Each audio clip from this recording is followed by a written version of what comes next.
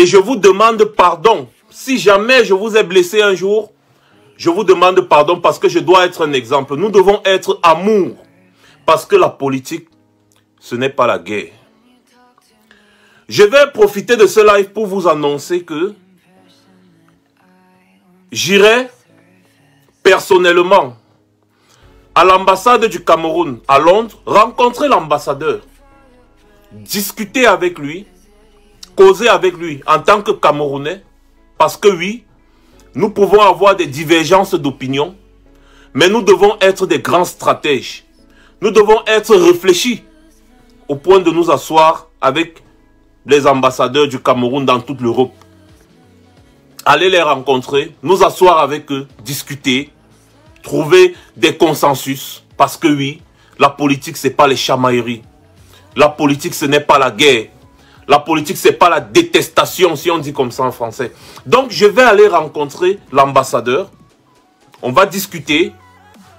On va dialoguer. Comme je suis persona non grata dans les ambassades, je vais leur demander de lever cette sanction. Et je vais pouvoir faire mon passeport. Et pourquoi pas retourner au Cameroun, rencontrer l'éminence président de la République à vie, le très grand-père fondateur Paul Biya, avec qui je vais prendre un déjeuner. On va parler de tout et de rien. Et puis je vais lui demander pardon aussi. Pour tout ce que je lui ai fait ici, nous lui avons fait ici en Europe, j'étais présent. Je vais lui demander de me pardonner parce que oui, la politique ce n'est pas la guerre. La politique c'est le choc des idées. En politique on ne doit pas toujours se faire la guerre parce que nous devons apprendre que la guerre n'est pas bien. Je vous le dis, je vais prendre cette posture dès maintenant. Je ne comprends pas et je vais demander pardon à Maman Caroline Pégan. Parce que j'ai été le premier ici à tirer sur elle lorsqu'elle est partie enterrer son mari, qui était un grand frère pour qui j'avais beaucoup d'estime. Elle est partie au Cameroun enterrer son mari. Nous savons tout ce qu'il y a eu derrière pour qu'elle aille au Cameroun. Elle avait raison. Je ne devais pas tirer sur elle. Non, parce que la politique, ce n'est pas la guerre. Vous êtes nombreux ici à avoir tiré sur MP Namachua. Je me suis réservé cette fois-ci, j'ai juste regardé et je n'ai pas parlé. Quand MP Namachua est parti vivre la canne en live au Cameroun, vous avez tiré sur elle copieusement ici. Elle ne méritait pas ça. MP Namachua ne méritait pas ça. Parce que oui, la politique, ce n'est pas la guerre. La politique, c'est les idées, c'est les postures, c'est les stratégies. La politique, ce n'est pas la guerre.